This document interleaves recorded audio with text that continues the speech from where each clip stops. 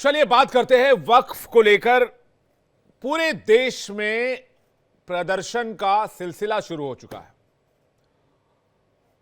क्योंकि वक्फ संशोधन बिल सदन के दोनों सदनों से पास हो चुका है, संसद के, और राष्ट्रपति की मुहर लगते ही यह कानून बन जाएगा, भारत सरकार का कानून।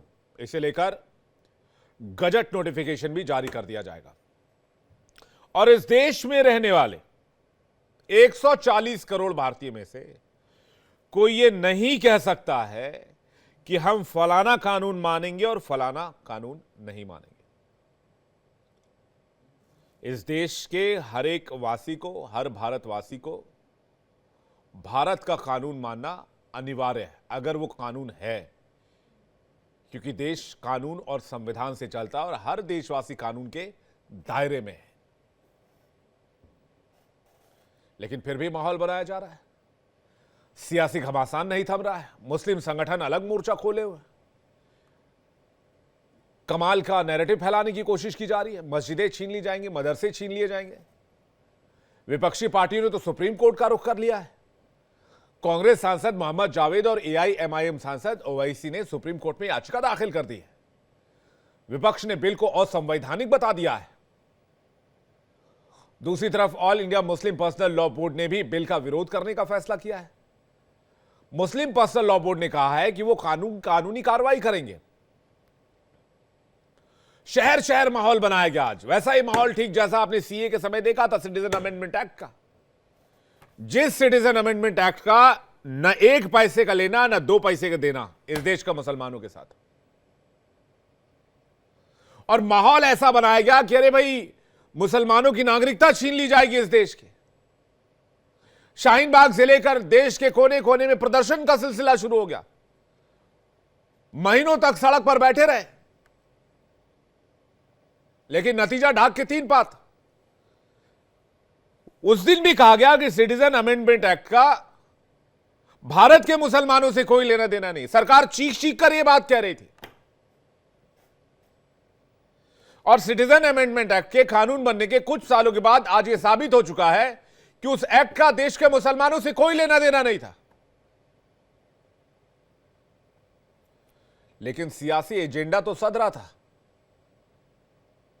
यह सिटीजन अमेंडमेंट एक्ट पार्ट 2 है, वक्फ संशोधन बिल, जिसे लेकर खूब माहौल बनाया जा रहा है। कोलकाता से लेकर अहमदाबाद तक मुस्लिम समुदाय के लोग तख्तियां लेकर सड़क पर उतरे हुए हैं। सवाल यह, क्या वक्फ की बिल की आड़ में कट्टरपंथी मौलाना या मुस्लिम पर्सनल लॉ बोर्ड या चंद मुस्लिम संगठन मुसलमानों को टूल बनाकर इस्तेमाल कर रहे हैं? क्या मुसलमानों में भ्रम नहीं फैलाया जा रहा है? क्या विपक्ष का बिल को असंवैधानिक बताना सही है? क्या तुष्टीकरण के लिए विपक्ष वक्फ का मुद्दा गर्म रखना चाहता है? क्योंकि बिहार में चुनाव, उसके बाद बंगाल में चुनाव है, चुनाव का सिलसिला तो देश में चलता ही रहता है। इसी मुद्दे पर आज मेहमानों के साथ डिबेट करेंगे। लेकिन ये जो बयानबाजी हुई है दिन भर, ये जो सिलसिला चला है, वो एक बार देख लीजिए।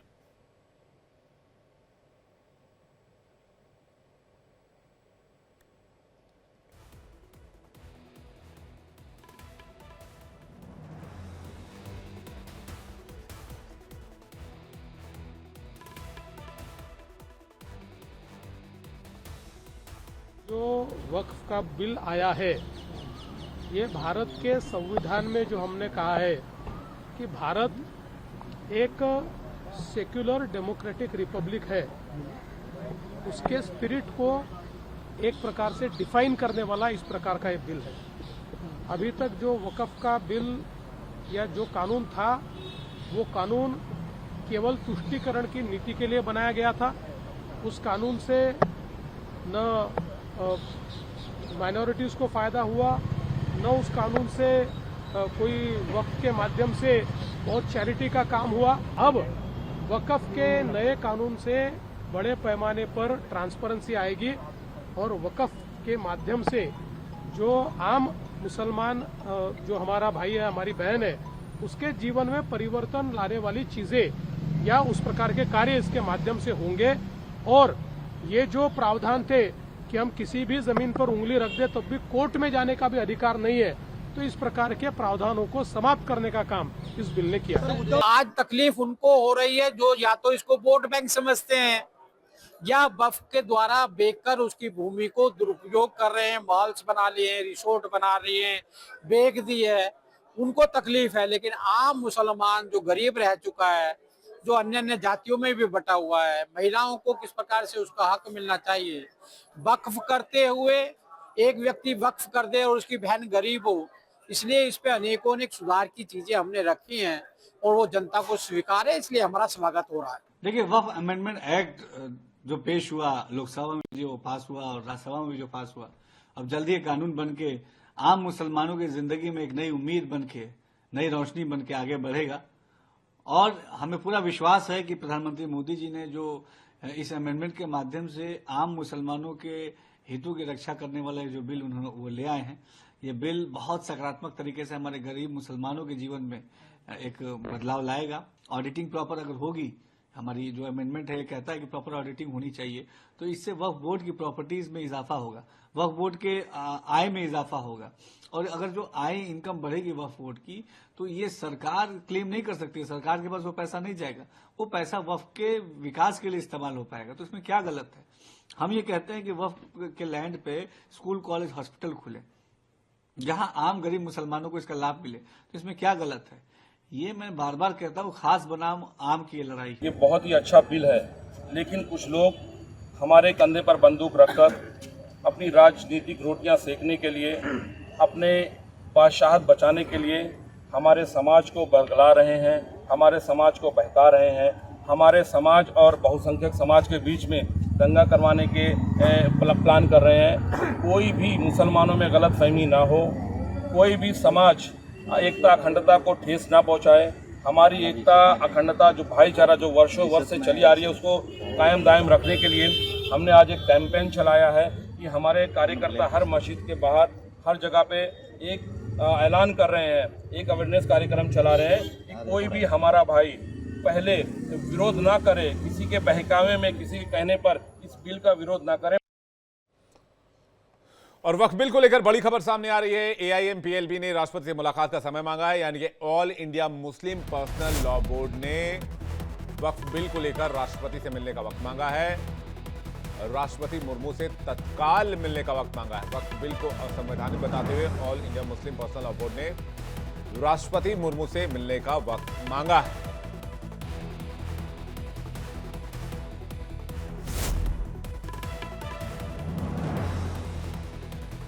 इस मुद्दे पर बातचीत करने के लिए विनीत सिंह प्रवक्ता एलजेपी, यश भारती प्रवक्ता सपा, अयाज अहमद पूर्व सेक्रेटरी जेएनके एमपीएलबी, आलोक वत्स नेता बीजेपी, आप सभी मेहमानों का बहुत तहे दिल से मैं स्वागत करता हूं आज के पैनल में। बहुत बहुत स्वागत है।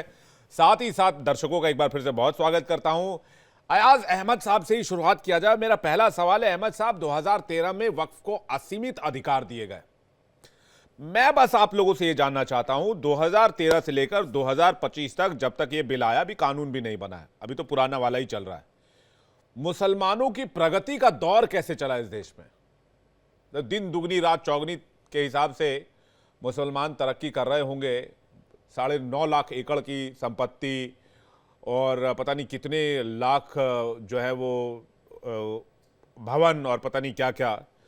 तो अभी तक तो बहुत विकास हो रहा था, लेकिन इस बिल के आने के बाद से रुक जाएगा। पहले ऑडियो को थोड़ा ठीक कराइए, ऑडियो में थोड़ा डिस्ट्रप्शन है। जहां तक वक्फ बोर्ड की इसकी जो साख्त की प्रॉब्लम है, इसकी जो मसला है या इसका जो एम्स या मकासद जो है उनका मामला है, वो बेशक मुसलमानों की मजहबी मामलात और चैरिटी या उनकी वेलफेयर के लिए इस्तेमाल किया जा सकता है। लेकिन ये कहना कि सारा मुल्क इस पर निर्भर करे कि मुसलमानों की जो पसमानदगी है वो सिर्फ वक्फ से ही दूर हो जाएगी, ये कहना भी गलत है।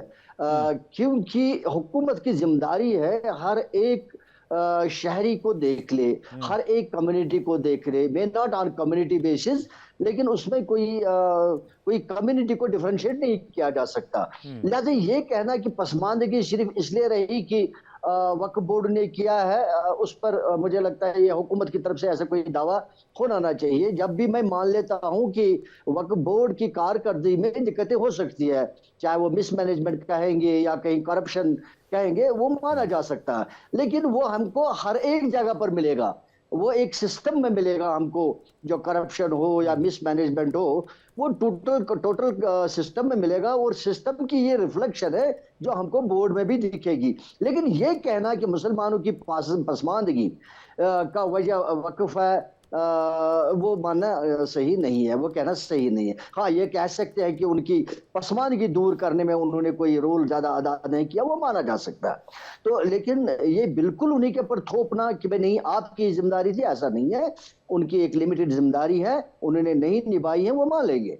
लेकिन फिर भी जिस अंदाजे से, जिस तरीके से ये कहकर, ये चीजें कहकर कि इसमें मिसमैनेजमेंट है, करप्शन है, या हम इसको संशोधन करेंगे इसलिए कि मुसलमानों की पसमानदगी को दूर करेंगे, मुझे जाती तो नहीं लग रहा है कि ऐसा जो आर्गुमेंट है वो सही है। इसलिए सही नहीं है, जैसे मैंने कहा, मिसमैनेजमेंट और करप्शन टोटल सिस्टम में है, बोर्ड में ही नहीं देखा जाना चाहिए। और दूसरा, ये कहना कि मुसलमानों की पसमानदगी को हम दूर करने की कोशिश करेंगे, वो भी गलत है, क्योंकि अयाज साहब, क्योंकि इसलिए जी, हाँ, अयाज साहब, कुछ तो आंकड़ा होगा कि भाई इतने पैसे आ रहे थे, कुछ तो आंकड़ा होगा, मतलब कोई एक मोटा मोटी आंकड़ा होगा पूरे देश का कि भाई 9.5 लाख एकड़ की संपत्ति है तो उससे इतना इनकम हो रहा था, इतना इनकम में इतना डेबिट हो रहा था, इतना क्रेडिट हो रहा था, इतना मुसलमानों की उस पर खर्चा किया जा रहा था, और ये एक मोटा मोटा जो है वो मुसलमान इसे प्रगति कर रहे थे। अब क्या होगा, अब ये इनकम नहीं हो पाएगा क्योंकि इन प्रॉपर्टीज के ऊपर अब इस पर ऑडिट भी होगा, बाकी तमाम चीजें होंगी। तो मैं ये जानना चाह रहा हूं, क्या ये प्रॉफिटेबल था मुसलमानों के लिए, या सिर्फ माहौल बनाया जा रहा है? नहीं, ये जो वक्फ है इसका एक, जैसे मैंने कहा, पर्पस, एक पर्पस के साथ बना हुआ है। जैसे मैंने कहा, मजहबी मामलात को लेकर या चैरिटी या वेलफेयर को लेकर। लेकिन हाँ, ये मान हम रहे हैं कि सही तौर इसका इस्तेमाल नहीं हुआ, क्योंकि बहुत बड़ा असासा है, काफी प्रॉपर्टीज हैं, उनको अगर इस्तेमाल किया जाता शायद कहीं ना कहीं कोई यूनिवर्सिटी बन सकती थी, कोई हॉस्पिटल बन सकता था। एग्जैक्टली, बिल्कुल सही बात सर। मुसलमानों को ही नहीं बल्कि बाकी जो इंसानियत है उनको इसका फायदा लाभ हो सकता था। वो हम कभी मान लेंगे, वो हम कभी मान लेंगे। लेकिन हुकूमत इसको अपने कंट्रोल में लेना और इसको मुदाखलत करना, मुझे लगता है वो भी गैर जरूरी है, क्योंकि उससे भी कोई मामला हल होने वाला नहीं है। बजाय कि इन्हीं को अकाउंटेबल बनाया जाना चाहिए था, इन्हीं से हिसाब मांगा जाना चाहिए था, इन्हीं के ऊपर अगर किसी ने करप्शन किया उसी को पकड़ना चाहिए था, मिसमैनेजमेंट को कोई करता था उसको दूर करना था। जबकि एडमिनिस्ट्रेशन की तरफ से एडमिनिस्ट्रेटिव ऑफिसर जो है, जो चीफ एग्जीक्यूटिव ऑफिसर्स है, वो सिविल सर्वेंट्स होते हैं, वो भी इसके साथ चीफ एग्जीक्यूटिव ऑफिसर्स होते हैं। और कहीं कहीं हमने ये भी देखा है कि चेयरपर्सन जो हाई सबसे बड़ा अधिकारी जो होता है बोर्ड का, वो भी जो एमओएस स्टेट के दर्जे का है, जैसे हम जम्मू कश्मीर में देख रहे हैं, एक लेडी है, एक खातून है, वो उसको देखभाल कर रहे हैं एज चेयरपर्सन। तो ये भी कहना कि सिर्फ बोर्ड पर ही थोपेंगे, वो भी तो बोर्ड के रखवाले हैं, उनसे भी पूछा जाना चाहिए, वो भी तो गवर्नमेंट का हिस्सा है, गवर्नमेंट ने उनको नॉमिनेट किया है। तो इसलिए उनको पाबंद किया जाना चाहिए था, उनको देखना चाहिए था, और अगर कोई नहीं करता था उसको पकड़ना चाहिए था। उसके बजाय कि हम संशोधन करेंगे, कुछ और करेंगे, इससे बहुत खदशात बढ़ गए। और मुसलमानों के जो अप्रेंशन है किसी हद तक सही भी है कि इसका आगे पता नहीं क्या किया जा सकता है, लड़ाइयां आपस में जमीन को लेकर हो जाएंगे, या और भी मामला, या जमीन छीन ली जाएगी, बहुत सारी। हाँ, बहुत सारे डिस्प्यूट तो अभी भी है जमीनों को लेकर, ऐसा नहीं कि डिस्प्यूट नहीं है, डिस्प्यूट तो अभी भी है। लेकिन आप कह रहे हैं कि भाई करप्शन है तो दूसरे तरीके से इसको टैकल किया जा सकता था। अब पूरे आप इस कानून को ही अमेंड कर देंगे। आलोक जी, क्या मुसलमानों को टारगेट किया गया? वो कह रहे हैं करप्शन है, मैं मानता हूं, चलिए मैं मानता हूं कि जो फायदा अकलियत को होना चाहिए था वो नहीं हुआ, पसमानदा को होना चाहिए था नहीं हुआ, लेकिन क्या उसको लेकर पूरा बिल अमेंड कर दिया जाना चाहिए, या फिर 1-2 चेंजेस से काम चल सकता था? विवेक जी, मेरा आपसे अनुरोध है कि कृपया थोड़ा वॉल्यूम बढ़वा दें, क्योंकि ये अहमद साहब का आवाज बहुत धीरे धीरे आ रहा था। भैया पीसीआर जी, सबका वॉल्यूम थोड़ा थोड़ा बढ़ाया जाए।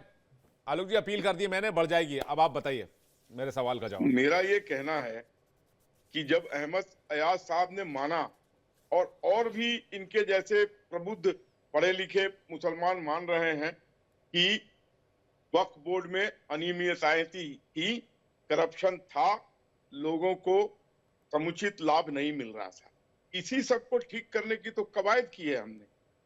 देखिए 9 लाख कुछ एकड़ जमीन इनके पास थी और इनका सालाना जो कमाई था वो 200 करोड़ था और अब तो वो घट के 180 पे आ गया है।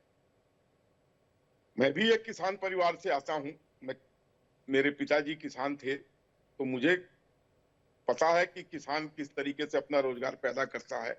अगर एक फसल भी उगाई जाती उस जमीन पे, मान लिया जाए 2 फसलें 3 फसलें नहीं ले पाते, बाढ़ आ जाती, कुछ आ जाता और एक ही फसल उगाते, तब भी 7 से 8 हजार रुपए का इनकम होता। लेकिन यहां तो अगर ये 280 और 180 और 200 एकड़ को आप 9.5 लाख 200 करोड़ को 9.5 लाख पे रखे हैं तो 1000 रुपए से भी कम की आमदनी होती। इससे क्या फायदा हो रहा था मुफलिस और गरीब मुसलमानों को या बेवा को या यतीम को या विकलांग को या जो भी इस तरीके के लोग थे जिनको मदद की जरूरत थी। और इसके विपरीत इन्होंने मॉल खोल दिए, होटल खोल दिए, दुकानें खोल दी, साठ गांठ में मिलके जमीन माफियाओं को जमीन दे दिया, बेच दिया, लीज कर दिया और उसकी इनकम कहां जा रही? इतने बड़े लैंड को ओन करने के बाद अगर मुसलमान गरीब तबका गरीब का गरीब ही रह गया, बेवा असहाय रह गई, विकलांग को चलने के लिए कुछ नहीं दिया गया, यतीम बच्चों को कोई आगे की शिक्षा के लिए कोई राह नहीं दिखाई गई, तो क्या फायदा? और 2013 में विक्रम जी इनको ऐसी असीमित पावर दे दी वोट बैंक पॉलिटिक्स के कारण, अपीजमेंट के कारण कांग्रेस की सरकार ने, खाता न बही जो वक्त कहे वही सही। जिस जमीन पर उन्होंने देख दिया वो जमीन उनकी हो जाती थी। केरला में 400 क्रिश्चियन परिवार रह रहे थे, उन्होंने पूरा गांव को क्लेम कर लिया कि ये हमारा वक्त का प्रॉपर्टी है। कर्नाटका में 2 गांव को बोला ये पूरा गांव वक्त का प्रॉपर्टी है, इसको खाली कराइए। और जो गरीब मुसलमान अपने बेटी के शादी के पहले अपनी छोटी सी जमीन बेचने जाता था तो उसको पता लगता था कि ये तो वक्त की जमीन है, मैं बेच ही नहीं सकता हूं। 40,000 से ऊपर केस विक्रम सांडिल जी ट्रिब्यूनल के खिलाफ लंबित हैं। उसमें से 29,800 केस मुसलमान भाइयों ने वक्फ बोर्ड पे किया हुआ है कि वक्फ बोर्ड ने जबरन हमारी जमीन हड़प ली है। उसका क्या जवाब है? और इनके बड़े बड़े उलेमा और नेताओं ने कहा जी कि अगर वक्फ बोर्ड बिल आ गया पूरे देश में आग लग जाएगी, 100% मुसलमान इसके खिलाफ है। आपके चैनल ने भी चलाया है और अन्य चैनलों पर भी मैंने देखा है कि देश के विभिन्न राज्यों में महिलाएं, बुजुर्ग, नौजवान मुसलमान भाई मोदी जी को धन्यवाद दे रहे थे, बिल के समर्थन में खड़े थे। वो लोग कौन थे भाई? वो क्या बांग्लादेश से आ गए, पाकिस्तान से आ गए थे या भारतीय मुसलमान ही थे? वो कोई बीजेपी का कार्यकर्ता नहीं थे, बीजेपी के जो मुस्लिम संगठन है उसके लोग नहीं थे, आम नागरिक था। उसके बारे में क्या कहना है? यश भारती जी क्या कहेंगे आप? दबे कुचल मुसलमानों की कोई बात नहीं करता, जो अजलाफ मुसलमान हैं जिसमें दर्जी, धोबी, धुनिया, गद्दी, फाकिर, बढ़ई, लुहार, हजाम, जुलाहा, कबाड़िया, कुम्हार, कंजरा, मिरासी, मनिहार, तेली समाज के लोग आते हैं। अरजाल मुसलमानों की भी कोई बात नहीं करता, इसमें वो दलित आते हैं जिन्होंने इस्लाम कबूल किया, भंगी, हसनीत, लाल बेगी, मेहतर, नट, गदेरी। बात सिर्फ अशराफ मुसलमानों की होती है, जो अपर कास्ट है मुसलमानों में। ये कह रही है बीजेपी और बाकी सपोर्ट करने वाली पार्टियां कि भाई इनको और शोषित और वंचित बनाया गया, इनकी जमीनें हड़पी गई और सब वक्फ बोर्ड में डाला गया। उसकी जांच होनी चाहिए। क्योंकि जांच तो ऐसे हो नहीं सकती जब तक कलेक्टर को इन्वॉल्व नहीं करा जाएगा। पहले कलेक्टर के इन्वॉल्व होने का कोई जरिया नहीं था, नए कानून में है। यश भारती जी। विवेक जी, भारतीय जनता पार्टी बहुत अच्छा बिल लेकर के आई है, उसको बहुत बधाई, बहुत शुभकामनाएं। जैसे वो नोटबंदी लेकर के आई थी और नोटबंदी से हम दुनिया के नंबर 1 देश बन गए हैं। ना हमारे यहाँ भ्रष्टाचार है, ना हमारे यहाँ आतंकवाद है, ना हमारे यहाँ काला धन कोई बचा हुआ है, सब अच्छा हो गया है। देश को कड़वी दवाई पिला करके भारतीय जनता पार्टी की सरकार ने 8 बजे आकर के सब कुछ अच्छा कर दिया है, अमन चैन कायम है। ये कुछ लोग हैं जो मुसलमान के नाम पे या वक्फ बिल के नाम पे नफरत फैला रहे, नहीं तो मोदी जी हैं तो मुमकिन है, नहीं तो सब अच्छा कर दिया था। ना कहीं आतंकवाद बचा था कश्मीर में, ना कहीं कोई बात थी, सब जगह अमन चैन था। पुलिस थानों में ताले लग गए थे, बलात्कार की घटनाएं खत्म हो चुकी थी, सब राम राज्य चल रहा था। कहां से आ गया ये वक्फ बिल? कहां से आ गई विपक्ष पार्टी? और भारतीय जनता पार्टी को लाने की आवश्यकता क्यों पड़ी जब नोटबंदी से सब कुछ ठीक हो गया था? उसी तरीके से भारतीय जनता पार्टी किसानों के लिए बिल लेकर के आई थी, किसानों की हितैषी बन के आई थी। वो देश विरोधी लोग किसान बिल के लिए आ गए, बेचारी भारतीय जनता पार्टी को किसान बिल वापस करवा दिया। ये देश विरोधी लोग हमारे देश को कितना पीछे करेंगे। वैसे ही अनुसूचित जाति जनजाति के लिए एट्रोसिटी एक्ट, खुद भारतीय जनता पार्टी के लोग खिलाफत में खड़े हो गए थे। फिर भारतीय जनता पार्टी को एक नौटंकी करनी पड़ी कि हमने एट्रोसिटी एक्ट कमजोर नहीं किया, हमने तो सर मजबूत किया है। जैसे नोटबंदी में उन्होंने सब कुछ मजबूत किया था, वैसे एट्रोसिटी एक्ट में भी उन्होंने मजबूत किया। या वक्फ बिल में भी वही हो रहा है, सब कुछ मजबूत हो रहा है, कमजोर कुछ भी नहीं हो रहा। महिलाओं के लिए हमने 2 महिलाओं को लाने की बात करी। पहले के बिल में महिलाओं की कोई सीमा नहीं थी, इन्होंने 2 में सीमा सीमित कर दिया और वाहवाही लूटना चाह रहे हैं कि हमने असीमित शक्ति वाले वक्फ बोर्ड को सीमाओं में ले आए हैं। अरे मुझे तो हनुमान जी की शक्तियां याद आ गई। सूरज को निगल जाते थे हनुमान जी, शायद वक्फ बोर्ड भी सूरज को निगल जाता है, कहीं भारतीय जनता पार्टी को नहीं निगल जाता। इसीलिए बिल लाना बड़ा अनिवार्य था। बहुसंख्यक वोटर जो छिड़प रहा था भारतीय जनता पार्टी से, उसको कैसे डराएंगे, कैसे गुमराह करेंगे, कैसे बताएंगे कि भाई हम वक्फ बोर्ड के मुखिया का तो हम ही बनाते हैं, हमारी मुख्य में काम करता है। जो किरण रिजिजू जी सदन में बोल रहे हैं लोकसभा और राज्यसभा में, वही तो मुखिया है वक्फ बोर्डों के। और ये सारी अनियमितताएं हो रही हैं तो ये वक्फ बोर्ड में के जो मुखिया है किरण रिजिजू जी, वही तो करवा रहे हैं दोष। लेकिन उनको मत दीजिए, वक्फ बोर्ड नाम के एक बुलबुला छोड़ दीजिए और उसी को दोष दीजिए। सरकार तो बहुत अच्छी है, सरकार तो बहुत अच्छा काम कर रही है। जैसे कि चंपत, मेरी बात पूरी आ जाने दीजिए, मैं धैर्य पूर्वक आराम से सुन रहा था। जैसे अयोध्या में चंपत राय ने जमीन घोटाला कर दिया, लेकिन वो जमीन घोटाला थोड़ी था, वो तो राम राज्य था, वो तो राम राज्य था। चंदा घोटाला हुआ, वो तो राम राज्य था। ठीक है, आप कह रहे हैं कि भाई वक्फ बोर्ड बीजेपी को निकल जाता, इससे पहले बीजेपी ने कानून बना दिया। विवेक जी अंतिम बात जल्दी से प्लीज सर। सनातन में दान की बड़ी अहमियत है, दान को बड़ी महत्वपूर्ण तरीके से लिया जाता है। अभी महाकुंभ निकला है, राजा हर्षवर्धन ने दान के साथ में महाकुंभ के साथ काम किया। जो इतिहास हम लोग तक आया है वो यही आया है कि हर्षवर्धन जी बड़ा दान पुण्य करते थे। और मैं समझ ही नहीं पा रहा विपक्ष के लोग कितने नीच हैं, दान की चीजों पे उनकी नजर रहती है। सरकार बचा रही है दान को, और सरकार कह रही है कि अब तुमको बताना पड़ेगा दान करने से पहले कि तुम 5 साल के मुसलमान हो। अगर 5 साल के कम मुसलमान हो तो तुमसे को दान करने का हक नहीं है। सरकार ये भी कह रही है कि अगर आप दान करें तो अपना ही माल दान करें, अपनी जमीन दान करें, किसी का और उठा के माल दान कर दिए पता चला। तो ये वाला सीन हो रहा था, इसलिए कह रही है। विवेक जी कैसे हो सकता है, थोड़ा मुझे समझाइए ना इस बात को, मैं आपसे समझना चाहूंगा। नहीं, सरकार कह रही है, सरकार से पूछ लीजिए। उन्होंने कहा कि कोई भी जमीन वक्फ कर देते थे, अब तो साबित करना पड़ेगा आप जो जमीन वक्फ कर रहे हैं वो आपकी है कि नहीं। कहने का मतलब मैंने कहा कि भाई जो आपका माल है ही नहीं उठा के दे दीजिए किसी को। मैं एक फर्जी आदमी दावा कर रहा है कागजों के साथ में कि इंडिया डेली न्यूज हमारा है, तो आप साबित करेंगे ना, आप साबित करेंगे ना। यही तो नहीं था, वक्फ ने कह दिया कि इंडिया डेली हमारी जमीन पे बना है।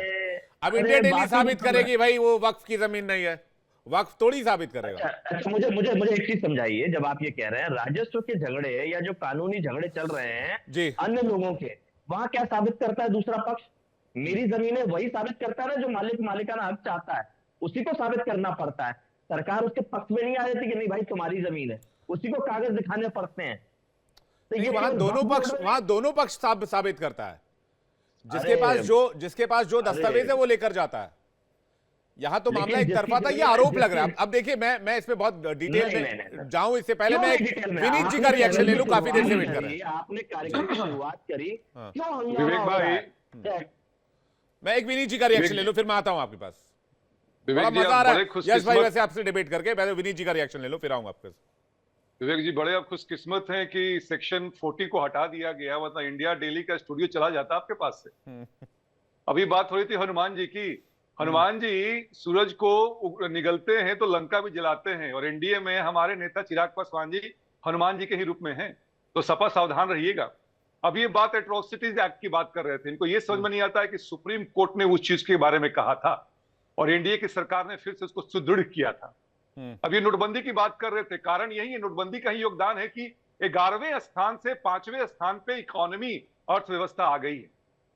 विवेक भाई सीधी सी बात है, ये वो लोग हैं जो कि अपने स्वार्थवश गरीबों का जमीन हथियाया, उसके बदले पैसा लिया और गरीबों को कुछ नहीं किया।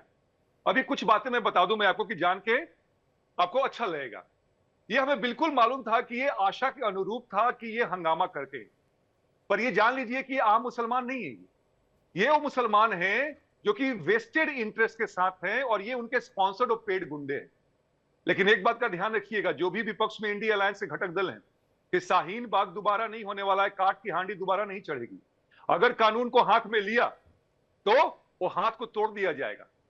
पुलिस और मिलिट्री बाद में उतरेगी, जो यहाँ के देशभक्त मुसलमान हैं वो सड़क पर उतरेंगे, हम सब उतरेंगे, क्योंकि हमें मालूम है कि देश का संसाधन को आप दुरुपयोग नहीं कर सकते हैं अपने स्वार्थ हेतु। अगर आप देश में हैं और देश के कानून के पालन करेंगे तो आपको मानना पड़ेगा। आप ये नहीं कर सकते कि संविधान से जो कानून बन के आया है, सदन में बन के आया, हम उसको नहीं मानेंगे। अरे हिम्मत कैसे होती है भाई आपको बोलने के लिए? सपा के ये प्रतिनिधि बैठे हुए हैं, जरा पूछिए कि आजम खान का जौहर यूनिवर्सिटी किसके जमीन पे है? सुन्नी वक्फ बोर्ड ने क्या कहा था, 5 एकड़ जमीन वापस करो हमें। ऐसे पता नहीं कई नेता इनके भरे पड़े हुए हैं जो कि 5 स्टार होटल और मॉल बना के और अवैध बूचड़ खाना बना के पैसा वसूल रहे हैं। किसके बल पे? वो गरीब मुसलमानों के, जो ख्वातीन हैं उनके, जिनके लिए जमीन दिया गया, उनके लिए उनसे पैसा नहीं लगा के ये अपने पैसा अपने स्वार्थ के लिए अपना काम कर रहे हैं। तो सरकार, जब आप कह रहे हैं कि सरकार माइनॉरिटी कमीशन ही उसको, माइनॉरिटी डिपार्टमेंट ही उसको हेड करता है, तो हम उस चीज को दुरुस्त करेंगे और वही काम हम कर रहे हैं। आप कितना भी हाय हल्ला तौबा मचा लीजिए, होने जाने वाला कुछ नहीं है। एक बार सदन से बिल पास हो गया, महामहिम महोदया का साइन होगा, उसके बाद से बिल जो है कानून बन के आएगा। विवेक भाई सीधी सी बात है, हम सब इस बिल के समर्थन में हैं जी। विपक्ष को कितना ही बोलने दीजिए, मैंने बता दिया कारण क्या है, कोई फर्क नहीं। यश भारती जी का रिएक्शन जल्दी से। यश भारती जी देखिए ये उस पार्टी के होशियार प्रवक्ता हैं चिराग पासवान जी की, वो चिराग पासवान जी जो आरक्षण खत्म करने की बात करते हैं और आरक्षित सीट से चुनाव लड़ते हैं और आरक्षित सीट से चुन करके आते हैं, अनारक्षित सीट से चुनाव लड़ने की हिम्मत नहीं जुटा पाते हैं। पासवान समाज के नेता बन करके उन्हीं का हक खाने की बात करते हैं और दे देते हैं जो चौबे दुबे पांडे को। जैसे इनके चंद्र प्रकाश पांडे जी जीजा हैं, उन्होंने बिहार में एक फैक्ट्री हड़प ली, भोपाल में एक फैक्ट्री हड़पने के लिए परेशान कर रहे हैं, लगातार परेशान कर रहे हैं, अनियंत्रित होकर के परेशान कर रहे हैं। ये हड़पने और ठगने की बात कर रहे हैं जिनके इनके युवा अध्यक्ष हैं उनके जीजा, तो ये अपने जीजाओं को बना करके सारी पार्टी चला रहे हैं, हमसे बात कर रहे हैं। भारतीय जनता पार्टी को जवाब दें जो परिवारवाद को रोज लांछन लगाती है, आपके परिवार को तमाचा मारती है भारतीय जनता पार्टी रोज। अमित शाह जी ने तमाचा मारा अखिलेश यादव जी के जवाब में, आप सबके ऊपर सबको तमाचा मारा लाइन से कि 5 लोग केवल पार्टी का अध्यक्ष चुन लेते हैं, आपके यहाँ कोई लोकतांत्रिक व्यवस्था नहीं है। अमित शाह ने आपके मुंह पे तमाचा मारा है लेकिन जवाब देने की हिम्मत नहीं है। बेशर्मों के साथ पिटते रहेंगे, टोकते रहेंगे, रोते रहेंगे बेचारे, रोते रहेंगे। पहले चाचा रो रहे थे, भाई साहब भतीजा रो रहा है। रामविलास पासवान जी का नाम वक्फ बिल पर वापस आए प्लीज। मैं करबद्ध निवेदन है, हाथ जोड़कर रिक्वेस्ट करता हूं कि परिवारवाद से निकलकर वक्फवाद पर आ जाए भैया। आजम खान साहब तक कौन आया? तो मुझे भी तो पार्टी तक जाना पड़ेगा ना, की जमीन की बात हो रही थी यश भारती, बताना पड़ेगा ना कि लुटेरे और ठगे कैसे हैं, दूसरे की कंपनियों को कैसे लूट रहे हैं, कैसे ठग रहे हैं, ये बताना। देखिए मैंने दान को लेकर के बात की। अब बड़ी बात यह है जो सदस्यों की संख्या है। अब आप बात कर रहे थे कि अगर प्रशासनिक अमला आ जाएगा तो क्या दिक्कत है। मध्य प्रदेश वक्फ बोर्ड के अंदर अभी वर्तमान में एक हिंदू सदस्य है। एक बात, प्रशासक के रूप में आईएएस अधिकारी रहता है जब कोई अध्यक्ष नहीं होता। प्रशासक, और वो प्रशासक हिंदू हो सकता है, मुस्लिम हो सकता है, ईसाई होता है, सिख हो सकता है, जो आईएएस अधिकारी उस समय उस जिले में होगा, उस प्रदेश में होगा, सरकार उसको नॉमिनेट करेगी जब तक कोई अध्यक्ष नहीं है। ये सारी व्यवस्था गुमराह कर रहा जा रहा है केवल। कभी महिलाओं के नाम से कि भूमि हड़प ली, अरे भूमि हड़प ली मजाक समझ के रखा है आपने, किसी भी जमीन पे हाथ रख दिया। जबलपुर हाईकोर्ट ने निर्णय सुनाया है, तमिलनाडु हाईकोर्ट ने निर्णय सुनाया है, और भी अनेक हाईकोर्टों ने निर्णय सुनाया है, लेकिन गुमराह किया जा रहा है, सिर्फ और सिर्फ गुमराह। क्यों? क्योंकि बहुसंख्यक वोट भारतीय जनता पार्टी का खिसक गया है, तो अल्पसंख्यक के नाम पे डरा के, गुमराह करके। अब मुझे यह बता दीजिए, जिन जातियों के नाम आपने लिए थे विवेक जी, मुसलमानों में, हिंदुओं में भी वो जाति हैं, ओबीसी में आती हैं। मध्य प्रदेश के अंदर यही इंटरेस्टिंग है ना यश भारती जी, हिंदुओं की जाति की बात होती है, मुसलमानों की जाति की बात नहीं होती है। इसलिए मैंने किया। नहीं होती, कभी नहीं होती सर, इस देश में बहुत कम सुना है मैंने। आज की तारीख में होने लग गई है, लेकिन अब पहले बहुत नहीं होती थी। मैं आपको रिपोर्टिंग नहीं सिखा सकता। ओबीसी के अंदर मुसलमानों की जातियां आती हैं, उनकी आरक्षण की बात आती है। ओबीसी के अंदर मुसलमानों की जाति आती है, बिल्कुल आती है। सुनिए, काशी विश्वविद्यालय के अंदर संस्कृत उर्दू पढ़ाने का काम मिश्रा जी करते हैं, किसी उर्दू पढ़ने वाले विद्यार्थी को दिक्कत नहीं है। संस्कृत पढ़ाने का काम यूसुफ खान करते हैं, जो ओबीसी कैटेगरी से सिलेक्शन पाते हैं, राजस्थान से आते हैं, सारे नियम के अनुसार। वह धरने पे कौन लोग बैठ जाते हैं? काशी विश्वविद्यालय वो विश्वविद्यालय है जहां का प्रतिनिधित्व देश के प्रधान सांसद प्रधानमंत्री नरेंद्र मोदी जी करते हैं। वहां यह अन्याय अत्याचार होता है, बड़ी चिंता है। तो वो ओबीसी के चयन किए हुए परीक्षार्थी को क्यों नहीं प्रोफेसर बनने दिया गया? किसने पढ़ाने से वंचित किया? और 27% आरक्षण ओबीसी को मध्य प्रदेश में क्यों नहीं मिल रहा? हाई कोर्ट ने 15,000 रुपए की पेनल्टी लगाई है, जबलपुर हाई कोर्ट ने। उस ओबीसी में 37 जातियां मुसलमानों की भी हैं। मुसलमानों की चिंता है आपको? मैं ये नहीं कह रहा कि मुसलमानों में ओबीसी में आरक्षण नहीं है, ओबीसी में आरक्षण है, लेकिन मुसलमानों की जातियों की बात नहीं होती कभी खुलकर। मैं ये कह रहा हूं, आप मुझे किसी एक आम इंसान से पूछ के बता दीजिए जरा, 10 मुस्लिम जातियों के नाम वो बताएं। आप नहीं करते, दूसरे पे क्यों रखते? हम तो पीडीए की बात करें, जो सोचते थे वंचित है, चाहे वो ब्राह्मण हो, क्षत्रिय हो, बलिया हो, मुसलमान हो, हिंदू हो, ईसाई हो, सिख हो, बौद्धिस्ट हो, जो मुख्य धारा से पिछड़ गया, हम उसकी बात कर रहे हैं। अब आपको नहीं सुनाई देती? नहीं, आप कीजिए, बिल्कुल कीजिए, आपका एजेंडा आप करिए, बिल्कुल करिए। मैं 27% हर पार्टी अपने अपने हिसाब से अपने एजेंडे पर बात कर रही है। आप पीडीए की बात करें, आप कीजिए, आपको आजादी है। मैं ये कह रहा हूं, आप कर रहे हैं। मध्य प्रदेश में नहीं है, क्यों ओबीसी आरक्षण 27% मध्य प्रदेश में नहीं है? जबलपुर हाईकोर्ट के नाम पे झूठ फैलाती है भारतीय जनता पार्टी। जबलपुर हाईकोर्ट कह रहा है हमने कोई रोक नहीं लगा के रखी है। तो जबलपुर हाईकोर्ट कह रहा है कि आबादी के अनुसार पे आप आरक्षण दीजिए, 51% आबादी ओबीसी की दीजिए, लेकिन भारतीय जनता पार्टी की सरकार जवाब नहीं देती। 11 हियरिंग हो गई है, 11 में से एक भी हम फिर कभी आरक्षण पर डिबेट कर लेंगे, लेकिन आज वक्फ बोर्ड पे डिबेट है।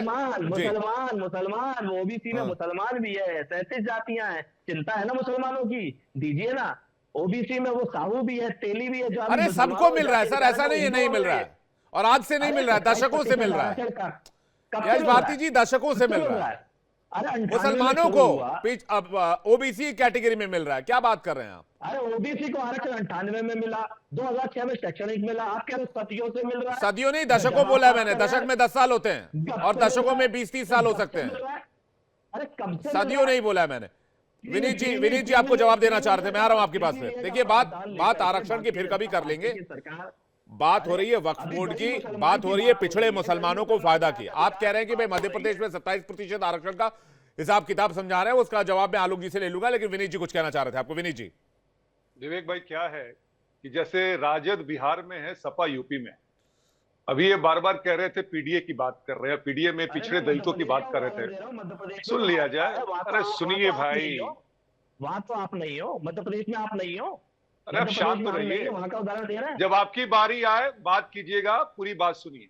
आप पीडीए की बात केवल कहने के लिए करते हैं, आपके लिए सिर्फ और सिर्फ एक तुष्टिकरण का काम करते हैं। अगर आप पीडीए की अगर बात करते हैं आप ना, तो आपके नेता राणा संघा के बारे में नहीं बोलते। आपके सुप्रीमो जो है अखिलेश यादव जी, महाकुंभ के बारे में कुछ तर्क नहीं देते। तो जरा ये समझ के बोलिएगा और अभिषेक भाई एक बात मैं और बता दूं, विवेक भाई बता दूं मैं आपको, विवेक जी, कि राणा सांगा को ले सपा, आए, आपने रोका नहीं। मैं तो ओबीसी अरे आरक्षण को लाया था, आपने नहीं मुझे अभी रोक तो लिया। आप पीडीए की हैं? बात कर रहे ये थे, राणा मैंने सांगा बताया कि अब 2003 में तुष्टिकरण एक से एक क्या सर, क्या एक एक करके प्लीज, एक एक करके, मैं फिर कह रहा हूं, अभी राणा सांगा के लिए पेपर में 2003 में जब अटल बिहारी वाजपेयी जी की केंद्र में सरकार थी, आईएएस प्री के एग्जाम में पूछा गया है। सवाल करो भारतीय जनता पार्टी से कि 2003 में ठीक है। राणा सांगा यश के यश बारे में भारती कैसे जी, पूछा? देखिए नहीं विवेक भाई राणा मुझे सांगा पूरा पर करने डिबेट दीजिए, अभी डिविएट हो जाएगा, विवेक भाई, मैटर टॉपिक विवेक भाई, डिविएट हो मुझे जाएगा, 10 बात समझने की कोशिश कीजिए। मुझे यश 10 भारती जी, सेकंड, मैं आ रहा हूं आपके मुझे पास, अभी आपने नॉन स्टॉप 10 मिनट बोला है। विनीत जी को 2 विवेक मिनट का भाई 10 टाइम सेकंड, दीजिए, फिर मैं जा रहा हूं आलोक जी के पास। विनीत जी, विवेक भाई 10 सेकंड, हाँ। विवेक 10 सेकंड। अभी आपने आरक्षण की बात की थी, जरा बताइएगा कि इनके घटक दल कर्नाटक में 4% का आरक्षण किसको दे रहे हैं? 27% तो आरक्षण ओबीसी को मिल ही रहा है, उसके बारे में तो आप कुछ नहीं बोलेंगे। आप, मैं फिर से कहूंगा, अपनी बात की पुनरावृत्ति करूंगा, दोहराऊंगा कि सारे जो इंडिया, सुनिए तो सारे क्या लागू कर दिया, लागू किया, शांत रहिए, अरे लागू सीधा किया, सा, मैनिफेस्टो अरे में शांत रखा है। रहिए ना। मैनिफेस्टो लालू में प्रसाद रखा यादव है। अपनी समधि का भूल गए, वीडियो वायरल हो रहा है तो 2010 का, जरा उस पर जवाब दीजिए ना, आप ही का समधि है ना। चंद्र प्रकाश ये क्या दुबे के बोल बारे में रहे थे? जवाब दे दिया, वक्त जो बोल के फैक्ट्री हड़प गए हैं। मैं किसी चंद्र प्रकाश दुबे को नहीं जानता हूं, मेरा युवा अध्यक्ष क्यों वेद जानोगे? प्रकाश पांडे, आपका युवा अध्यक्ष है। वेद प्रकाश पांडे, चंद्र प्रकाश पांडे नहीं है, वो पार्टी के पदाधिकारी नहीं है। जरा लालू प्रसाद यादव को बताइए।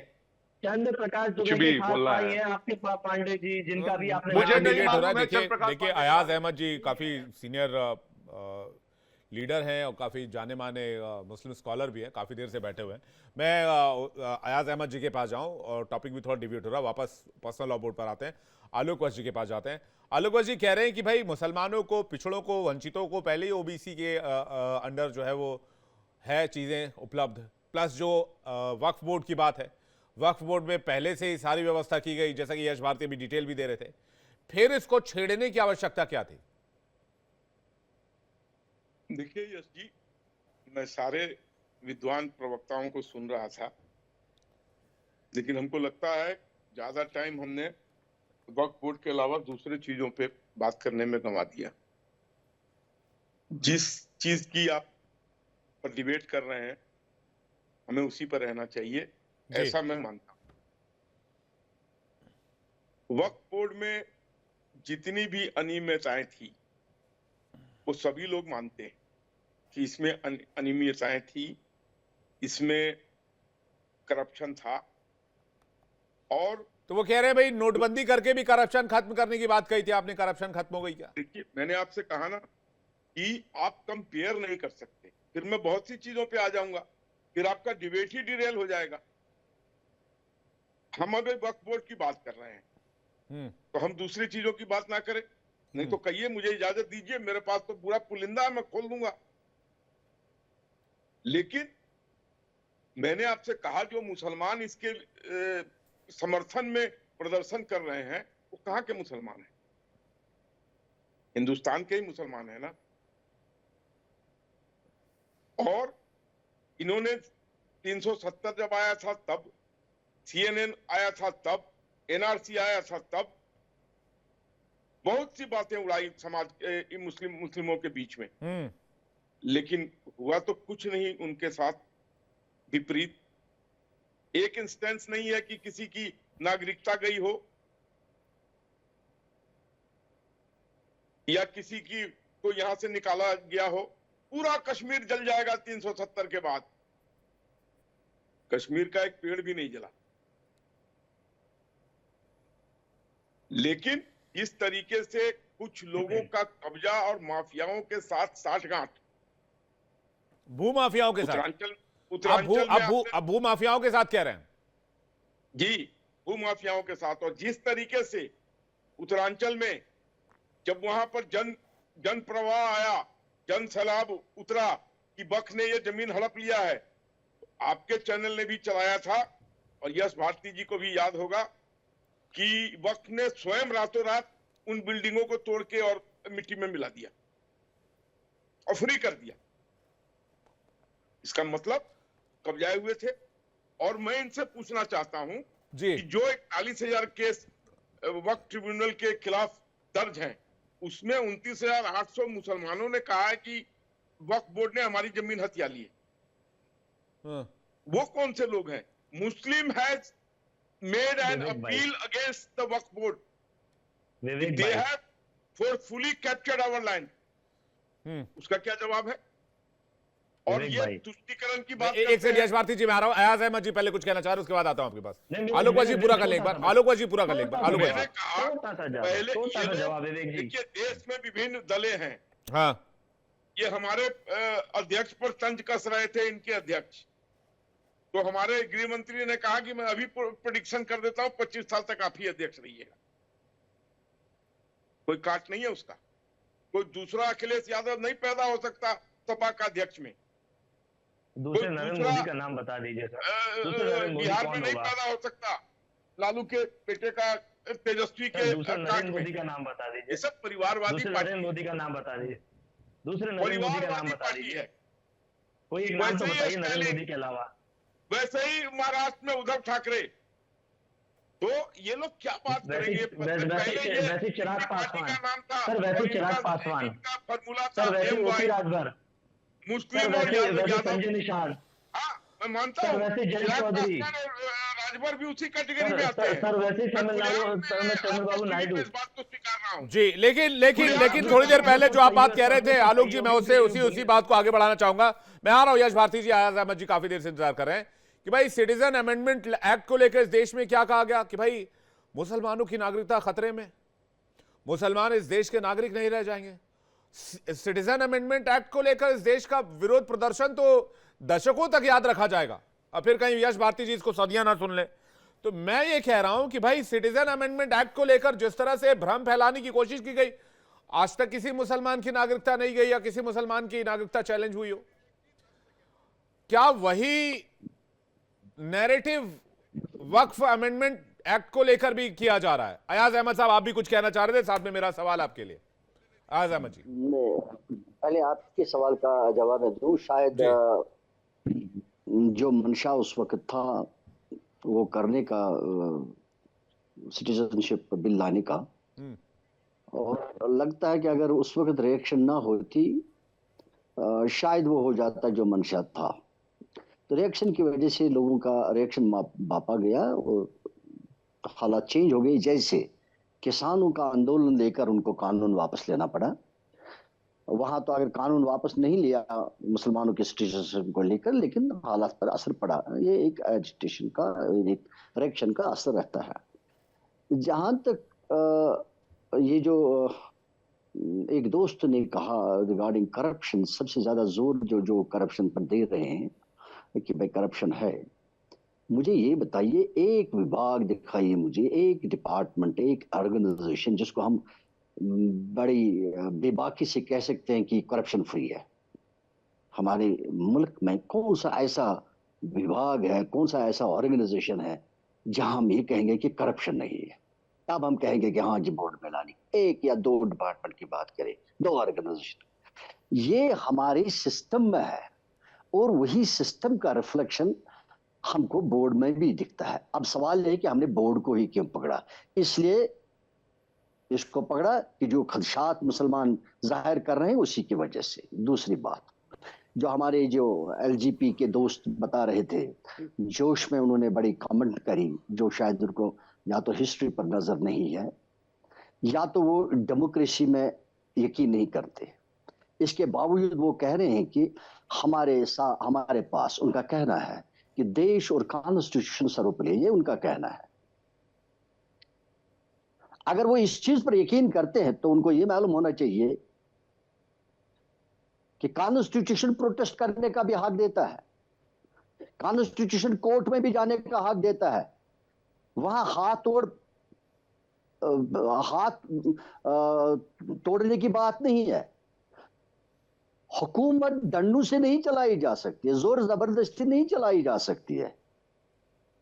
तो मुझे लगता है कि ये सोच चेंज करना पड़ेगा, और यही सोच नीचे तक आ जाता है जब आप यहां पर ये बात कर रहे हैं। हालांकि यहां अगर आपका सोच हो भी सकता था, लेकिन रिफ्लेक्शन यहां पर हो गई आपकी हालांकि यहाँ बहुत एहतियात से इंसान काम करता है, बात करता है, जो दिल में हो कभी बात लाता भी नहीं, क्योंकि देश देखता है। आपकी रिफ्लेक्शन दिमाग की हो गई, नीयत की हो गई। जब आप कह रहे हो कि शाहीन बाग हाथ तोड़ेंगे, then that means you don't believe in democracy, you don't believe in constitution। जबकि आप बड़े दावा कर रहे हो कि हम कॉन्स्टिट्यूशन पर यकीन करते हैं, हम हमारे लिए मजहब से ज्यादा कॉन्स्टिट्यूशन है। हाँ, मैं एक सेकंड में आ रहा हूँ, मैं एक सेकंड में आ रहा हूँ आपके पास। एक बार उनकी बात पूरी हो जाए, अयाज साहब की बात पूरी हो जाए, फिर मैं आता हूँ। हाँ। मैं तो बड़े मजे से बात कर रहा था, सुन रहा था, और अच्छा डिबेट भी जा रहा था। लेकिन ये बात करके मुझे जाती तो बड़ा दुख हुआ कि भाई कहाँ बैठा, जबकि मैं एक जमहूरी निजाम में बात कर रहा हूँ, जमहूरी निजाम चल रहा हूँ, इसकी गवर्नमेंट भी जमहूरियत से बनी है, लोगों के वोट से बनी है। हाँ, किसी को भी कोई हक ये हो सकता है, कोई किसी को भी सवाल हो सकता है। ये जरूरी है कि आपके पास डंडा है, सिर्फ आप डंडा चला के काम करोगे। और वही वजह है कि आपका कोई भी जायज काम भी अगर कोई आपके जहन में वो थ्रू नहीं हो रहा ग्राउंड पर, इसीलिए आपके खिलाफ प्रोटेस्ट हो रहे हैं। विवेक भाई, एजाज साहब का उम्र का लिहाज है, इसलिए मैं कुछ ज्यादा बोलूंगा नहीं, पर ये जान लीजिए कि लोकतंत्र का मंदिर जो है वो सदन होता है, वो संसद होता है। वहां से अगर बिल पास होता है और उस बिल को के बारे में अगर आप कहेंगे, सर सुनिए सर, जी को हल्कान मत कीजिए, don't start giving me knee jerk reaction sir. हम लोग मालूम है कि जम्मू एंड कश्मीर में आप लोग क्या करते थे। अभी आप बार बार पूछ रहे थे ना कौन से डिपार्टमेंट में करप्शन नहीं है, you name it. In Modi ji 12 years of government, you name one corruption, one scam which has come up. क्या आप बता सकते हैं? मैं बताऊंगा, होल्ड करिए, बताइए, एक सेकंड होल्ड करिए। I am holding my horses, please go ahead. मैं बताऊंगा, जब आपने पूछा मैं बताऊंगा। जब मोदी जी की हुकूमत हुई, सब पहले से उन्होंने ये बता दिया कि जम्मू कश्मीर में करप्शन है, सियासतदान करप्शन है। आज बताइए मुझे कितने सालों से गवर्नमेंट कर रहे हैं जम्मू कश्मीर। बताइए ना कौन से डिपार्टमेंट में स्कैम हुआ है, यू टेल मी दिस। बात कर रहे हो आप, अरे आप बताइए तो, क्यों तोते उड़ गए आपके? कोई जवाब नहीं सुन रहा है आपको। No sir, don't give this blanket statement. You are sitting on a very revert channel. Don't give this blanket statement. Here are people like you who are more learned than you, if not less. Okay, आपके पास एक जवाब नहीं है, आपके पास जवाब नहीं है। और मैंने, सुनिए मेरी बात, लोकतंत्र के मंदिर से जो बिल पास होगा उसके बारे में कोई भी कहेगा, वो सीधा सा मतलब है कि देश के विरोध में आप युद्ध घोषित कर रहे हैं। और जो भी देशभक्त व्यक्ति यहाँ बैठेगा, चाहे मुसलमान हो, चाहे हिंदू हो, चाहे किसी भी समुदाय से हो, वो सड़क पर उतरेगा आपके विरोध में। और जो हाथ से संविधान को फाड़ा जाएगा, उसके बिल को फाड़ा जाएगा, उस हाथ को तोड़ा जाएगा। मैंने ये कहा, और I stand by what is said. उसका क्यों नहीं टैकल कर रहे हो? आप बोर्ड जो चल रहा है जम्मू कश्मीर बोर्ड, 370 हटा के हमने जम्मू एंड कश्मीर को we have given the state a life. और आप हमें समझाएंगे हमें क्या होता है लोकतंत्र के मंदिर से। एक एक करके सर, एक एक करके एक बार अयाज अहमद जी पूरा कर लें, फिर विनीत जी आप बोलिएगा। अयाज अहमद जी कर दिया आपने। मैं क्या ये कहना चाहूंगा, देखिए आपको पता होना चाहिए जम्मू कश्मीर का जो वक्फ बोर्ड है उसकी चेयरपर्सन जो है वो MOS minister of state status की है, और वो गवर्नमेंट ऑफ इंडिया ने नॉमिनेट किया है उसको। आप कितने सालों से वो चला रही है। एक सिविल सर्वेंट है, KAS ऑफिसर है, IAS के नीचे दूसरा दर्जा होता है, वो उसका चीफ एग्जीक्यूटिव है। तो सर वहां भी कुछ हुआ हो तो उसकी भी तो जांच हो जाएगी। नहीं, मैं कह रहा हूँ क्या वहां कौन सा वक्फ है? वहां तो एडमिनिस्ट्रेशन चला रही है सारा। अगर वहां करप्शन है तो वो कौन करप्शन कर रहा है? उनको क्या कितना उन्होंने करप्शन आज तक देखा? जल्दी से उसके बाद यश भारती के पास जा रहा हूं, समय बहुत सीमित है। विनीत जी, उनका एतराज इस बात को लेकर भी था। आपने कहा कि भाई कानून, देश में जो कानून नहीं मानेगा उसके हाथ तोड़ दिए जाएंगे। इस तरह की भाषा का इस्तेमाल नहीं होना चाहिए, ये कह रहे हैं, ये धमकाने वाली भाषा है। विनीत जी, नहीं, एक बात बताइए, ब्लैकमेलिंग कीजिएगा देश के और देश के लोगों का, देश के कानून का। क्या हम भूल जाते हैं दिल्ली राइट? हम शाहीन बाग भूल जाते हैं जहां पे कि कितने लोगों की हत्याएं हुई थी? तो क्या फिर से उसकी पुनरावृत्ति करने हम देंगे? जो देशभक्त व्यक्ति होगा कि ये चाहेगा। हमने कहा कि जो व्यक्ति ऐसे संविधान को, ऐसे कानून को नहीं मानता है, ऐसे धत्ता बताता है, तो उसके साथ क्या किया जाएगा? कितना प्रेम का पाठ पढ़ाया जाए। If you don't go by carrots will brandish the stick, ये बात ध्यान रखिएगा। और आप तक एजाज साहब बता नहीं पाएंगे किस डिपार्टमेंट में स्कैम हुआ है। प्रेम के नाम पर तो मुझे कबीर जी का दोहा ही याद आता है विनीत भाई, पोथी पढ़ पढ़ जगमुआ पंडित भया न कोई, ढाई आखर प्रेम के पढ़े सो पंडित होए। तो हमें प्रेम का वो ककहरा याद रखना चाहिए। यश भारती कुछ कहना चाह अरे रही है। मुझे फिराक गोरखपुर याद आते हैं यार। विवेक जी अरे इनको हंसते शांत खेलते कराइए, आए थे कितना समय मैदान देने में के बाद फिराक, भी जब बेचारे पी चुके परेशान शराब हो तो जाते हैं। संजीदा हो गए, जब सारा मलाई खा लिया, वोट ले लिया और उनके बढ़िया उत्थान की बात आती है मुसलमान भाइयों की तो सीधे कट ठीक लेते है हैं। यश भारती जी जल्दी से, ऐसे थोड़े होगा। यश भारती जी। विवेक जी, भारतीय जनता पार्टी के नेता आदरणीय आलोक वत्स जी चैनल में बैठे हुए हैं और उन्होंने ये कहा कि 41,000 करीब केसेस पेंडिंग है वक्फ बोर्ड के खिलाफ में। तो वक्फ बोर्ड के खिलाफ में ये केसेस पेंडिंग है और ये कह रहे हैं वक्फ बोर्ड के खिलाफ कोई जा नहीं सकता, यही तो सरकार कह रही थी। और आलोक वत्स जी कह रहे 41,000 पेंडिंग है। ट्रिब्यूनल में केस है, हाई कोर्ट या सुप्रीम कोर्ट में नहीं है, सारी चीजें की जा रही है, ये भारतीय जनता। अरे सर, मैंने बता दिया जबलपुर हाई कोर्ट का, तमिलनाडु हाई कोर्ट का, सब बता दिया और आपने भी बता दिया वक्फ बोर्ड के खिलाफत में 41,000 केसेस पेंडिंग है। तो जा रहे हैं ना वक्फ बोर्ड के खिलाफ में। अरे जा रहे हैं ना। ट्रिब्यूनल किसने बनाया? आपने बनाया ना।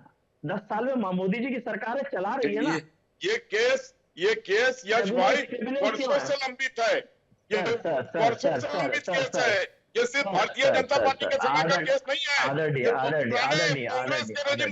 आलोक जी, उस समय का केस है जो चलता चला आ रहा है। आदरणीय आलोक जी, न्यायालय में 25-25, 30-30 साल से राजस्व के केसेस पेंडिंग हैं। उनको खत्म करने के लिए भारतीय जनता पार्टी ने क्या किया? क्या न्यायालय बढ़ाए, क्या कुछ और व्यवस्था की? ट्रिब्यूनल्स वही चीज तो काम करते हैं ना। न्यायालय में जजों की नियुक्ति ज्यादा की है, हम बहुत से केसेस को बढ़ाने की कवायद कर रहे हैं, हमने बहुत जगह एक्सपेंशन किया है कोर्ट का। ऐसा नहीं है। आप इतने सहनशील व्यक्ति हैं, इतने सहनशील व्यक्ति हैं, मैं आपकी तारीफ करता हूं इस बात की, और आप नहीं सुनेंगे। ट्रिब्यूनल्स की जरूरत क्यों है? अलग अलग रेलवे का ट्रिब्यूनल है, अलग अलग ट्रिब्यूनल्स क्यों है? ट्रिब्यूनल्स इसीलिए है कि न्यायिक बोझ कम किया जाए, फैसले जल्द हो सके, न्यायालय पर अधिक बोझ जो हो गया वो खत्म किया जाए। लेकिन आप ट्रिब्यूनल्स पे ही सवाल कर दें और ये कह दें कि ट्रिब्यूनल्स की अपील नहीं हो सकती। जबलपुर हाईकोर्ट का उदाहरण दिया, तमिलनाडु हाईकोर्ट का उदाहरण दिया, देश में कई उदाहरण है जहां इन ट्रिब्यूनल्स के खिलाफ में कोर्टों ने फैसले दिए हैं। आप भ्रम ना फैलाएं, आपकी सरकार भ्रम ना फैलाए, ये भ्रम से किसी को लाभ नहीं होना। अब भ्रम कौन फैला रहा है और सच कौन बता रहा है, इसका फैसला मैं जनता जनार्दन पर छोड़ता हूं। आप सभी मेहमानों का बहुत बहुत शुक्रिया हमारे साथ जुड़ने के लिए और अपना कीमती वक्त देने के लिए। बहुत बहुत धन्यवाद, बहुत बहुत शुक्रिया हमारे साथ कनेक्ट करने के लिए। कौन भ्रम फैला रहा है, कौन सच बोल रहा है, जनता जनार्दन तय करेगी, जनता फैसला करेगी और जनता ही सर्वोपरि है।